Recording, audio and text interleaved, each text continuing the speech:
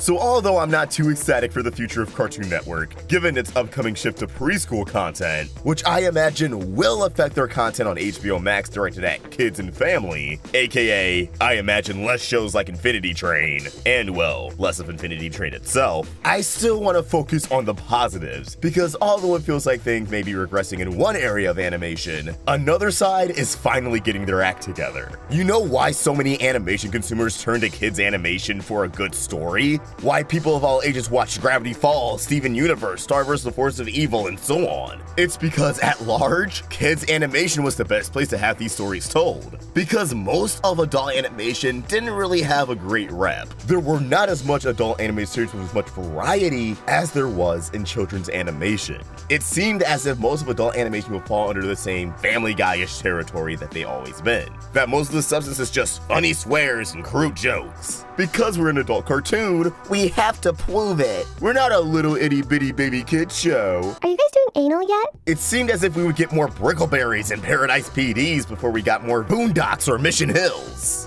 But luckily, things began to really turn around in the back half of the 2010s. Samurai Jack returned for an adult audience, and then its creator, Genny Tartakovsky, would go on to create Primal, which is just a unique and captivating show all in its own right. Rick and Morty's rise to fame was that it wasn't like the other adult animated series. And now we have Solar Opposites. And of course, we cannot leave Netflix hanging. We did an entire video about how Netflix kind of modernized adult animation with more unique projects such as The Midnight Gospel, BoJack Horseman, and upcoming series such as Inside Job, which is created by Gravity Falls alumni. But HBO Max decided to throw their hat into the ring, and wow! I really hope that despite all the changes at Warner Media, they can match the same energy throughout all demographics in animation, because they are coming out swinging with a plethora of adult animated series.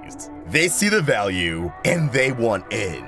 We're getting some new ideas, old ideas with new life breathed into it, and just some really wild revivals. We're going to run down all of their major announcements. And if you're down for content on cartoons old and new, please feel free to hit that like button and subscribe. Of course, the bell goes a long way as well. With all this said, let's dive in.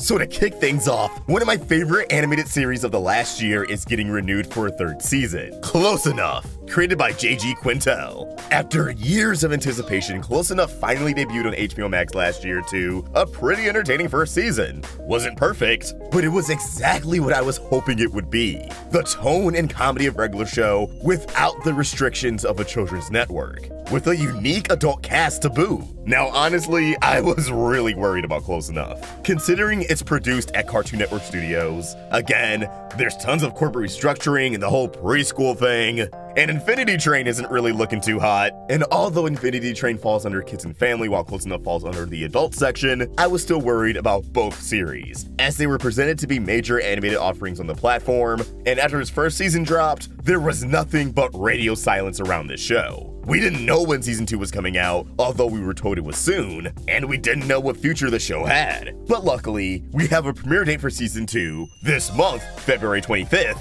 and the show has been renewed for a third season.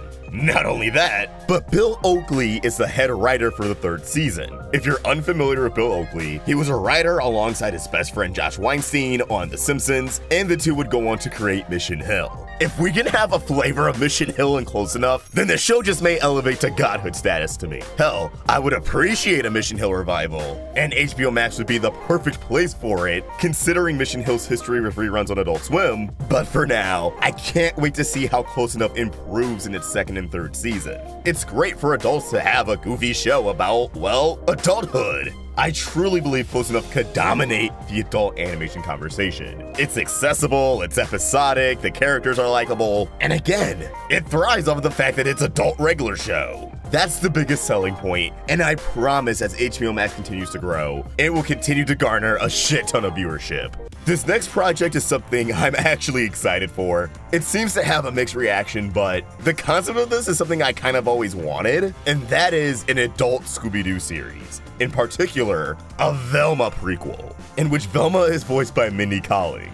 Velma, which will delve into the origin story of the beloved animated sleuth and member of the Mystery Inc. gang, has been given a 10-episode order. Cowling will executive produce in addition to starring. Charlie Grandi, Howard Klein, and Sam Register also serve as executive producers. Warner Brothers Animation will produce. So I understand being thrown off by this, like, why are they taking this beloved childhood property and turning it into an adult thing? But Scooby-Doo kind of lends itself very well to an adult demographic. Like, did y'all see that Harvey Birdman episode? Hello, Scoob! It just dawned on me! Scooby! Doobie! Okay.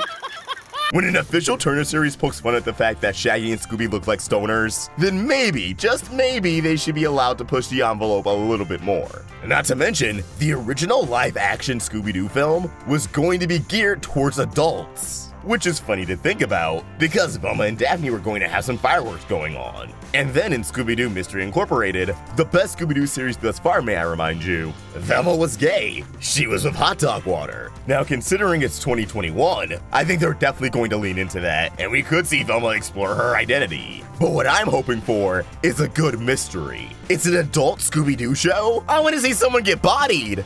Actually, in the midst of recording this video, we have some concrete information on Velma from Mindy Kaling herself. I'm so excited to be voicing this iconic character. Velma will struggle to navigate the pitfalls of high school, her budding sexuality, and a serial killer intent on murdering every popular kid in town. Sounds epic! Can't wait. So yes, it seems as if this incarnation of Velma will also be LGBT, much like the original James Gunn Velma before rewrites and the Mystery Incorporated Velma. Can't wait for the comments to say, Mystery Inc. Velma wasn't gay, they're just pulling a J.K. Rowling, which really just goes to show a lot of people didn't watch Mystery Inc. because everybody picked up on it when it aired. And it seems like we still will have a mystery, a murder mystery, with someone going after all the popular kids in our high school. So we can assume it's going to be a revenge plotline, and off the top of my head, I feel like without seeing any characters at all, it's gonna either be someone tied to the Queen Bee of the school or the Queen Bee herself. Again, I'm excited, I'm confident in the premise, but obviously, with the wrong team of writers, this could go south quickly. So I get the mixed reaction, but my stance is ultimately, sure, why not? If we're gonna get another Scooby-Doo show, we might as well try something new. And Velma was always the best anyways. But the news doesn't stop there. Last year, we saw a sudden resurgence of Clone High that just happened to coincide with the announcement of a reboot in development, and now we have some further information. This reboot will be on HBO Max, who have ordered said revival for 2 seasons. Not much new information here, but as my boy Nintendo pointed out over on Twitter, the stock art used in the press release crops out the image of Gandhi. Considering he wasn't mentioned in the original announcement, it really seems like they're just avoiding touching on what they're gonna do with him. Is he in? Is he out? We're not really sure. And that's something I kinda wanna dig into a little deeper in a separate video, but it is exciting to know that this new season of Clone High will already outlive the original series. Now, personally, I'm hoping it's not a hard reboot. I would rather much have a revival, considering the original series ended on a cliffhanger that's perfect for such a thing to happen. Come on, cryogenically frozen? It writes itself, people. But honestly, Gandhi's presence may be the determining factor, and they may just want to start over entirely. Go with the plan of making him Gary Coleman, and just leaving the original Clone High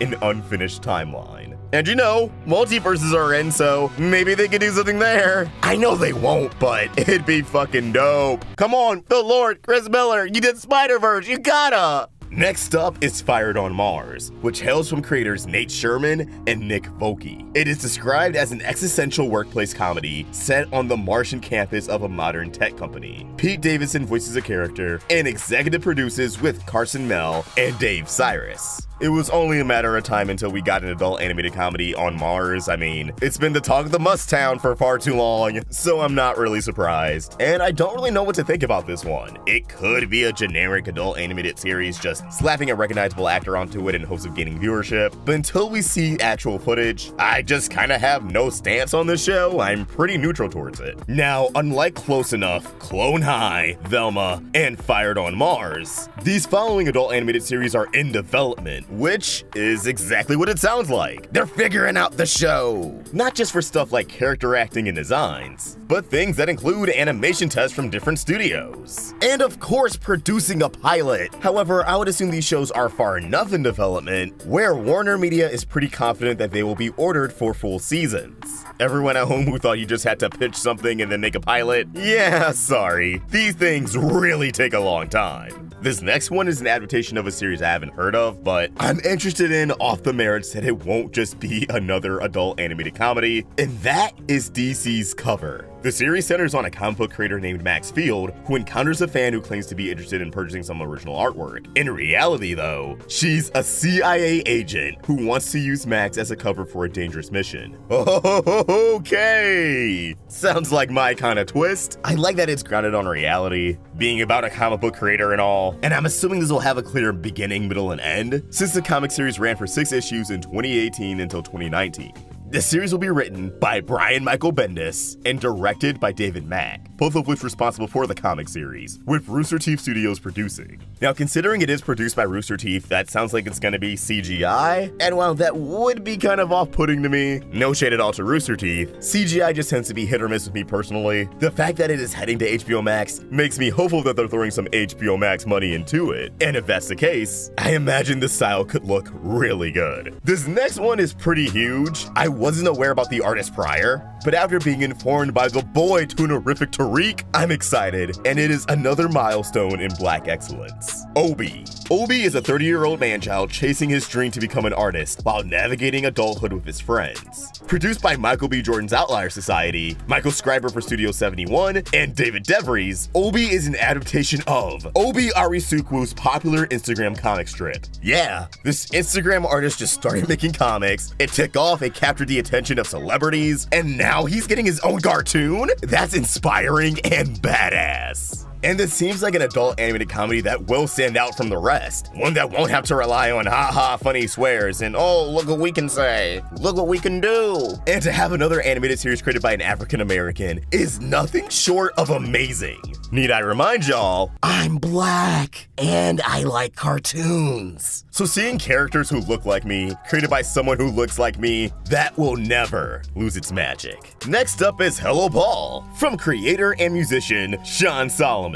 Hello Paul is about a neurotic millennial cat whose intense job and freeloading mouse roommates stress him out. There's not really much to go off of here, and based off the synopsis alone, I'm not really impressed. As much as I love cats, this is kind of the least appealing pitch on here. And the art provided doesn't really inspire too much confidence. It just looks like one of those shows that would have been on Animation Domination High Definition. And although I liked a bulk of those shows, this doesn't necessarily scream future animation to me, but considering it was picked up by HBO Max, I'm really hoping that there has to be something there. There's Uncanny Valley, executive producer Ed Helms, that's Andy from The Office, with creators and executive producers Brendan Walter and Greg, yeah, oh my god, I'm gonna butcher that name, I'm sorry dude, tell the story of 3 awkward domestic helper robots who kill their human owners and try to assume their identities. Uncanny Valley is produced by Universal Television, a division of Universal Studio Group, and Helms and Mike Falvo's Pacific Electric Picture Company. Andrew Guest is also an executive producer and writer.